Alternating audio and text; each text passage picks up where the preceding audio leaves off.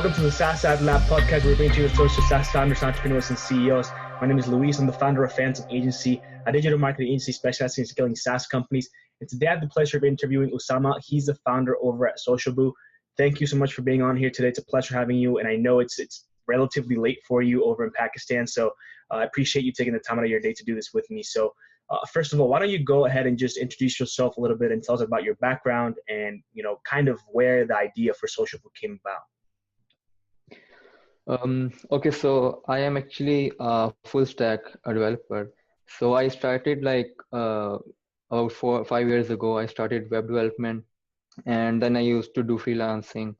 So after about 1.5 year of freelancing, I started my first startup, which was a cloud-based help desk and CRM solution. It is named TrackDesk. So I used to work on that.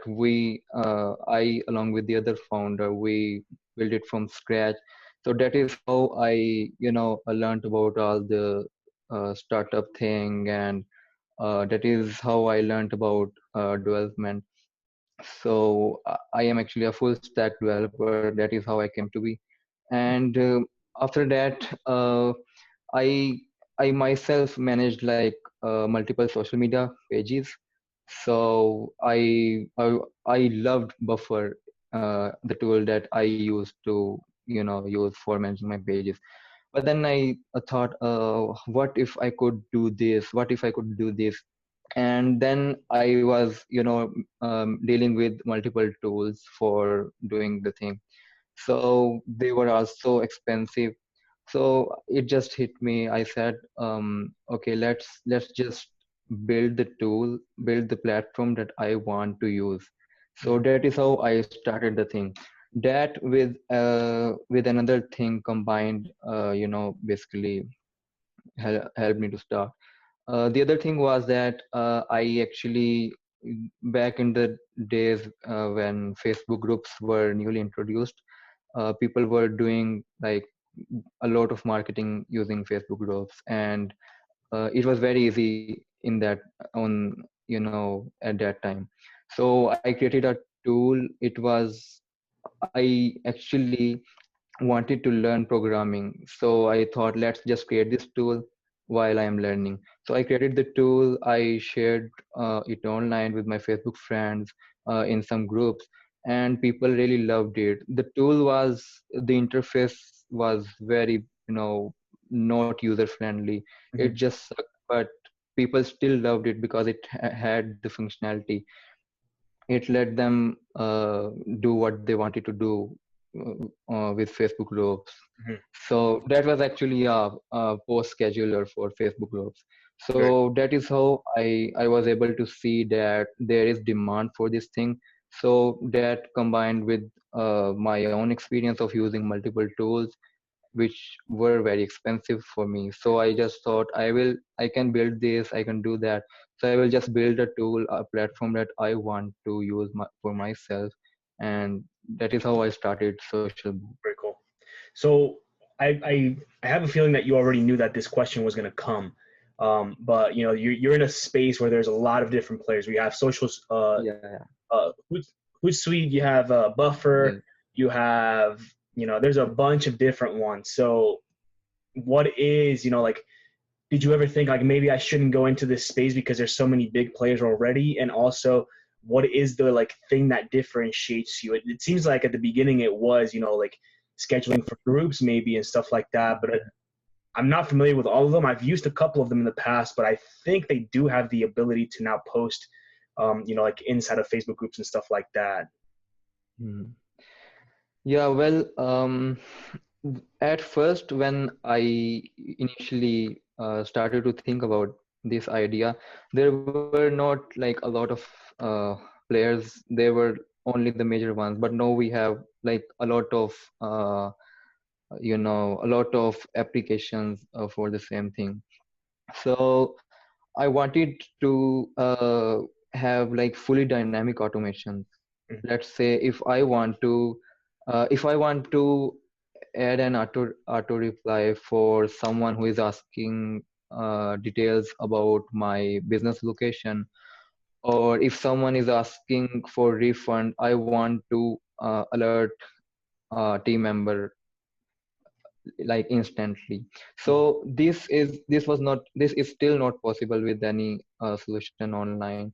You can automate Facebook responses, but it is very limited, and they only allow you to specify one response.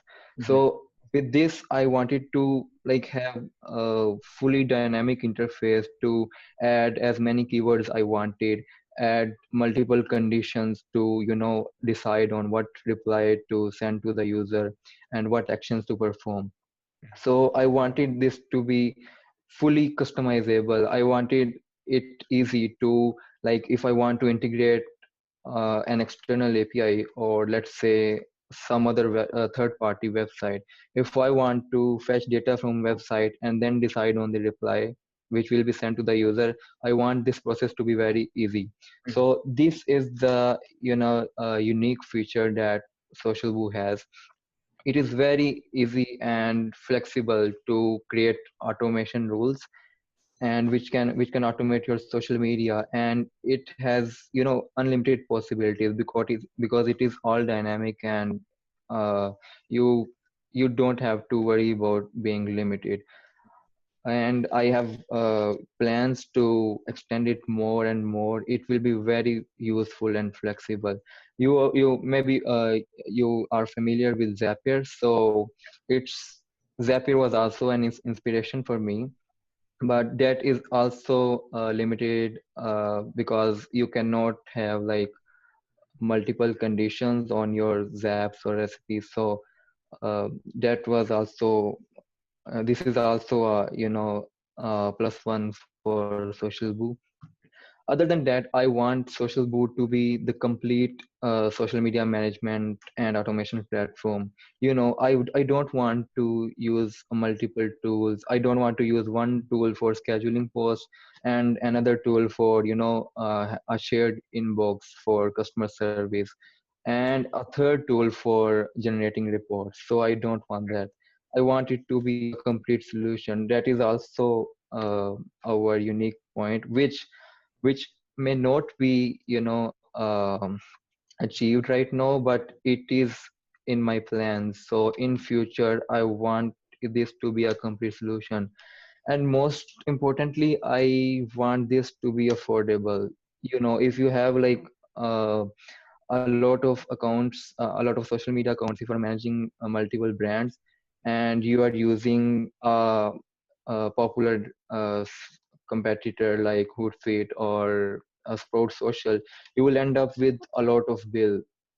So I want this to be complete platform. I want this to be affordable, and I want this to be completely flexible and customizable with SocialBu automations. So yeah, that's it. Very cool. That's really, really awesome. Now, how long has SocialBu been around for? Well, I initially started like about an year ago, but the public launch was in the November of last year. Okay. So yeah, at that time I just made the website live, and it was open to public for the first time. And since then we have added a lot of new features and made the website more user friendly. At that time it was just a simple one page with not a lot of description or details. That's really cool.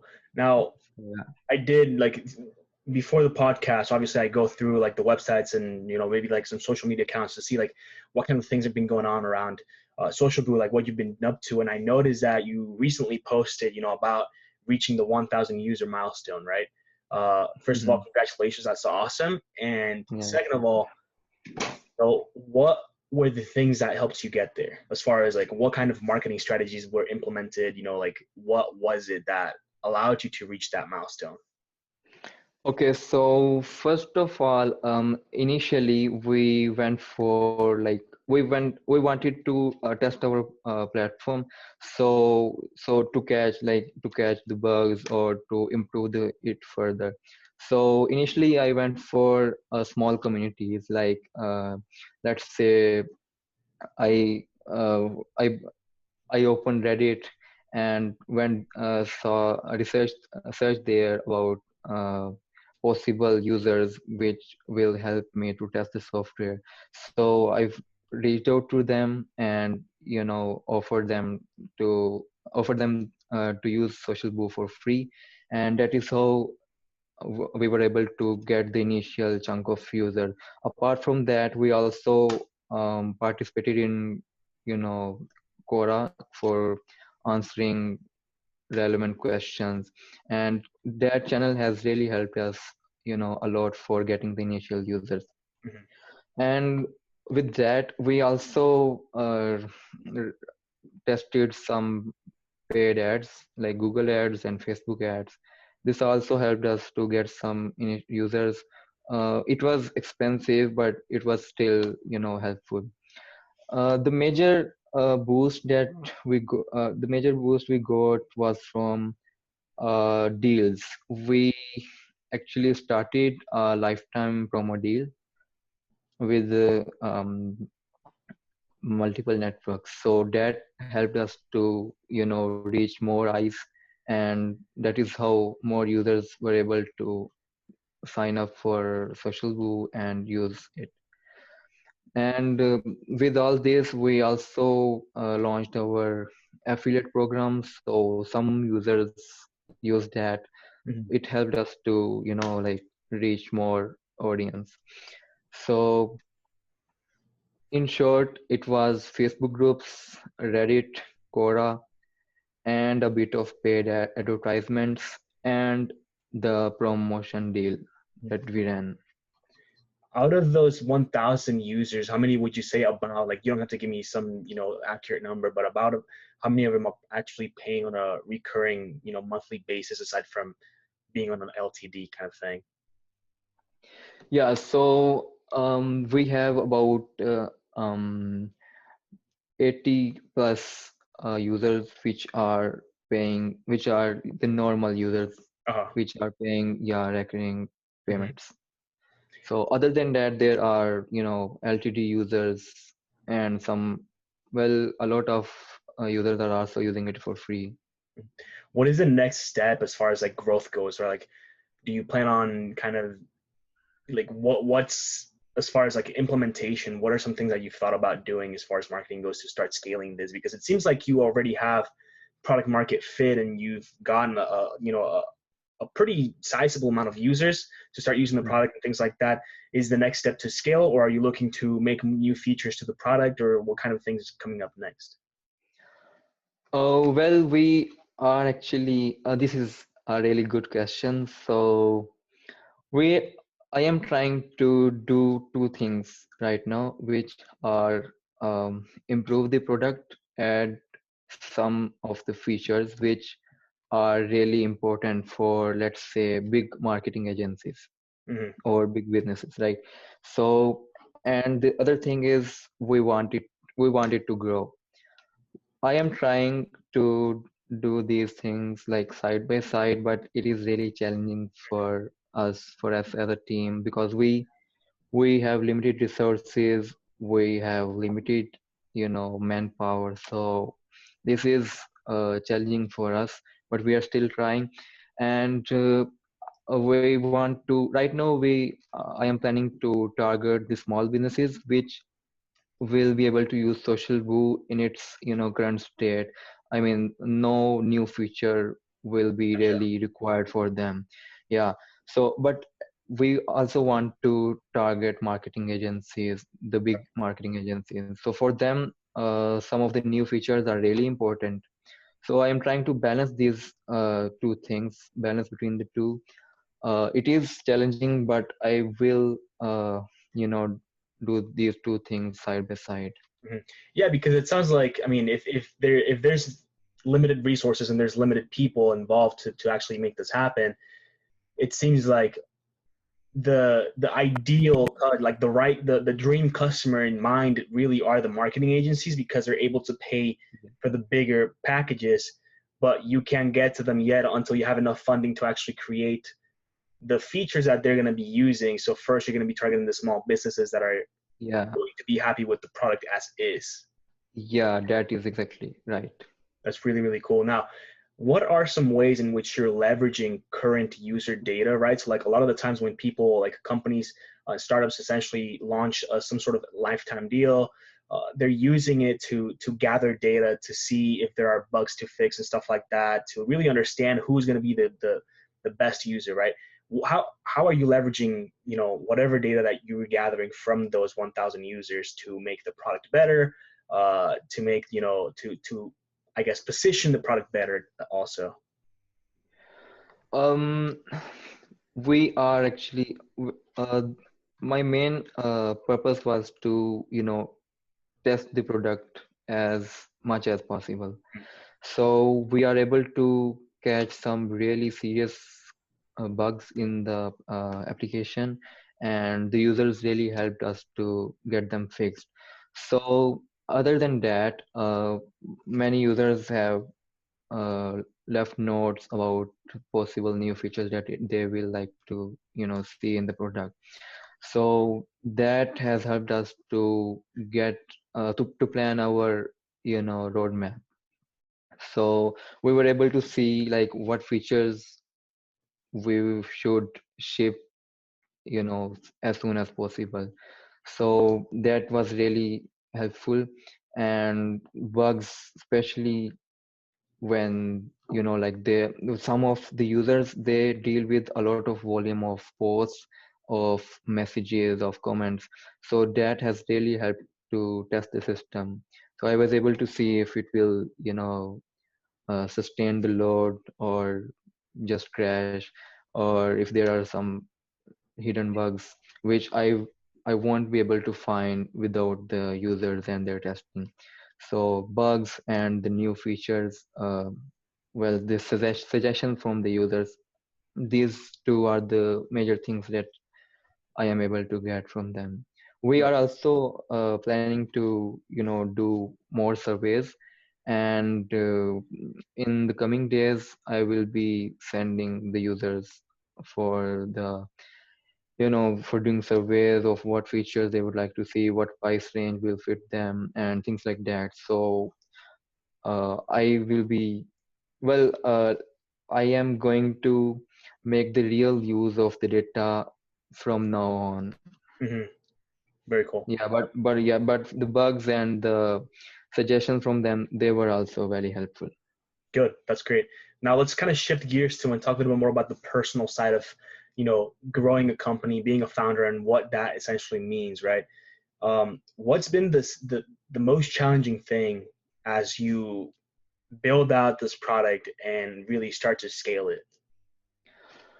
Uh, well, the most challenging thing is that I have, well, I'm also handling my education with the business. So is like this was challenging for me at start. It was very hard to manage my education and also the business side by side. So but I was able to overcome it. So that thing, and other than that, it is my first time leading a team, right? So before that I worked in the first startup. We were like we were like three people. So it was very easy to work together. Mm-hmm. Three like-minded people, and they are connected real time online. We were remotely working, but it was really easy to work together. Mm-hmm. So that was, I did not even feel anything about will it be hard to manage a team or stuff like that. Yeah, but now when I started this, I realized that managing a team and interacting with humans is not as easy as I thought it to be. Uh-huh. So but I also like it at the same time. we had some, we had problems in the team, we had problems managing the resources, we had problem managing the time, but it was challenging at first, but I am happy that I was able to overcome it. And my manage I actually study management and technology, so my the management studies have really helped me, well, indirectly, but it still helped me. So I think I am very much improved right now. And the first 3 months or 4 months were for my learning. From right now, I am, much better than what I was before the 3 months. Mhm. And we are a very great team. We actually are, well, every team member is complementing, so together we are very really nice. And we reached here after all those struggles and problems. Yeah. So yeah, and it is a big responsibility, you I actually, I initially did freelancing and stuff. I worked most of the times, I worked alone. I mean, even if I am in the first startup, we were three people. We knew what were the things that need to be done. So even if the others are offline, I was, working alone. I knew what to do. And yeah, but here right now, it's since I am leading the team, it's a big responsibility to keep everyone on the track, to monitor everything and see if things are going good and Right. in the correct direction. So this is a big responsibility which I now realized, but I am happy that I have learned a lot. Yeah, you and essentially like it is a huge responsibility, right? Because not only are you in charge of making sure that your team is doing what they're supposed to do, but you're also in charge of making sure that your team is taken care of in a couple of Yeah, different ways, right? Whether that's a mental kind of state, obviously yeah, startups, exactly. it's a lot of work, and it's you kind of working the entire day almost in some Mhm. places, right? So there's Yeah. that. There's also the monetary. Like you have to make sure that you have the means to actually keep your team, working with you and making sure that they're happy and making sure that culture is a good fit, whether that is on a remote basis or whether everyone is in the same office.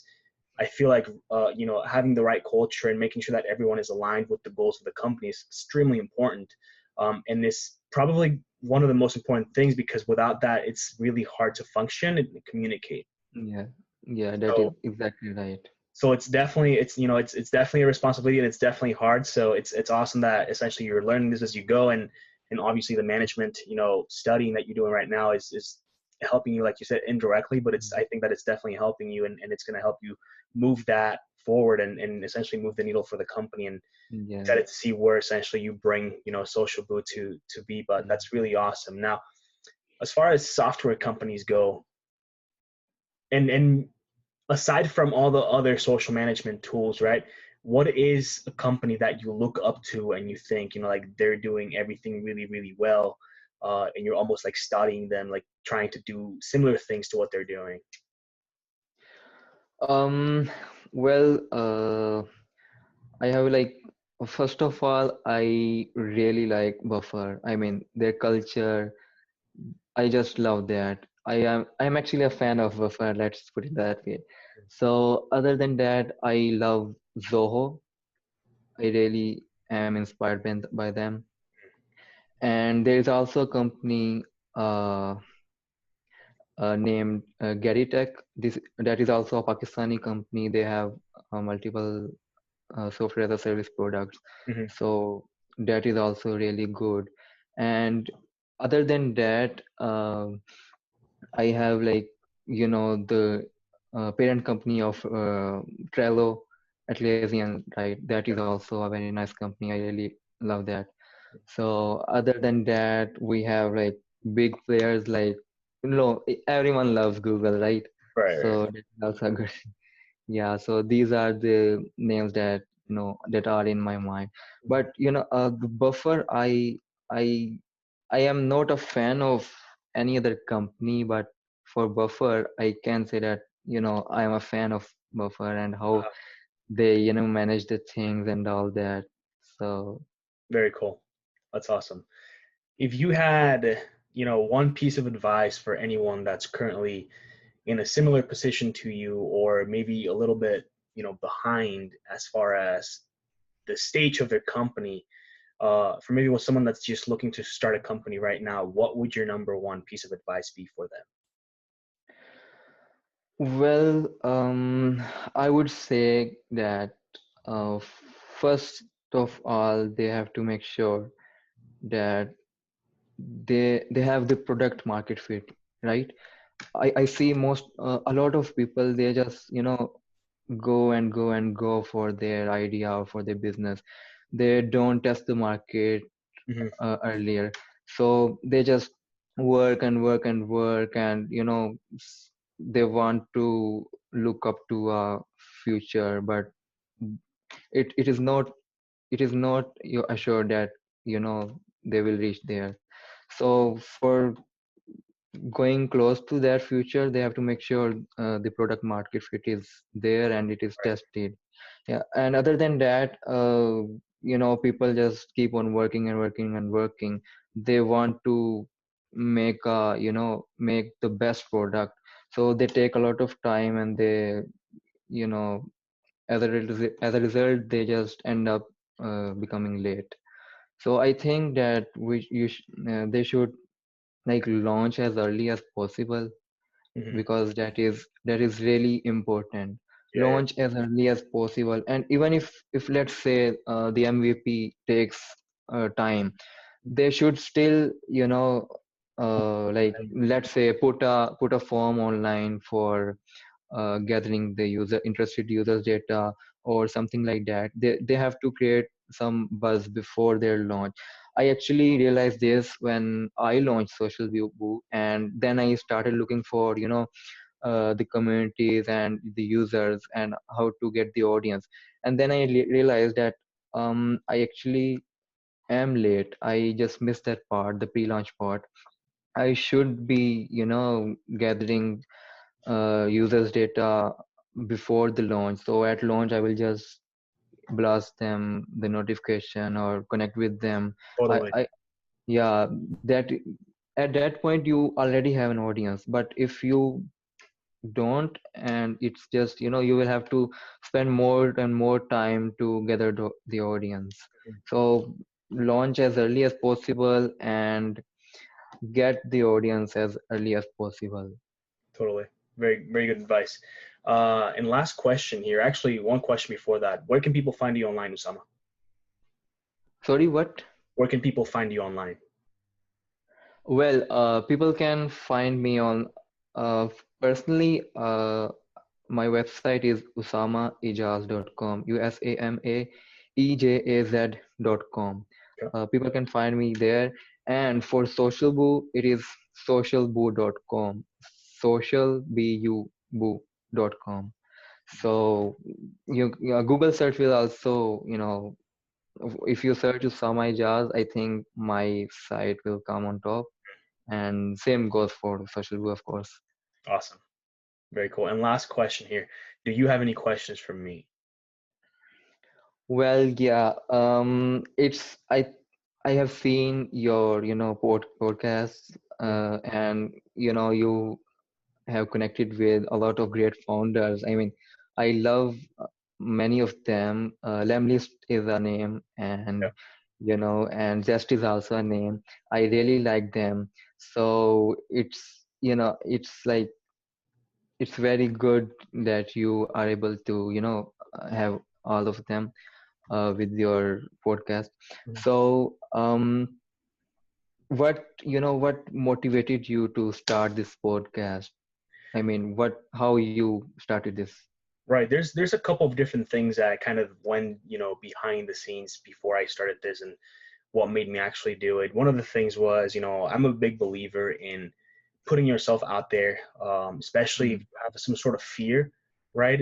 Yeah, I like to kind of break those limiting beliefs that kind of sometimes stop you subconsciously that I don't like to go and talk in front of people. I don't like, a lot of attention and stuff like that. And I really wanted to get in front of, the founders of SaaS companies, because first of all, I think it's a super cool space, right? I look up to the people. And once I was in the space, I noticed that a lot of the entrepreneurs inside of the SaaS community, they're very, they have a very entrepreneurial mindset, and I love that, and I can connect with it very well. So that's one. The other thing is, obviously I have an agency that markets for SaaS companies specifically, and this was kind of like hand in hand happened. And I was wondering, like, how can I get in front of more of these people that essentially could be my clients? And I figured I'm going to start a podcast where not only am I getting to learn a little bit more about their products, I'm actually creating a relationship with them and providing them some sort of value, right? Like, now you're able to post this, tell your story, and get more exposure for your company. So that's kind of, the thought behind it, while also, of course, giving you the opportunity to showcase your product and really the story, which is, it's almost the most, it's the most important thing in all of this, because that's, it's super cliche, right? But it's not the destination, but the journey. And it's kind of like, it's real, because that's what teaches you everything as far as, like, how were you able to create SocialBu? How was Guillaume able to create Lemlist? And the list goes on and on. So there's a lot of different things that happen between those. And another one of the reasons was that I eventually want to actually start a software company too. And I'm in the process of doing so. And this was another way of understanding, like, what are the most successful companies doing, and how can I essentially, not copy, but mimic some of the things that have gotten them to where they are, than actually talking to the people that have done that before. So that's kind of the long answer there. But aside from that, thank you so much, Usama. Like I said before, I know it's late for you, so appreciate your time very much, and let's stay in touch.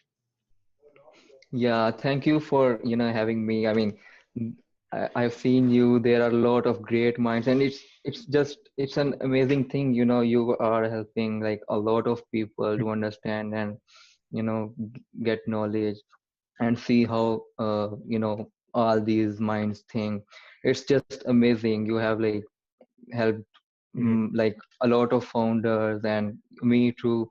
And thank you for having me. Like, I am just a starter, so it's all thanks to you that and it's just amazing. And I must say that thank you for this starting this podcast. Yeah, we are able to, like, people are able to look into a lot of these great minds, right?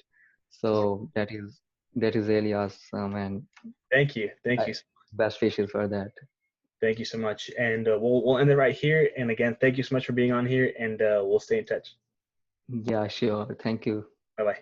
Bye.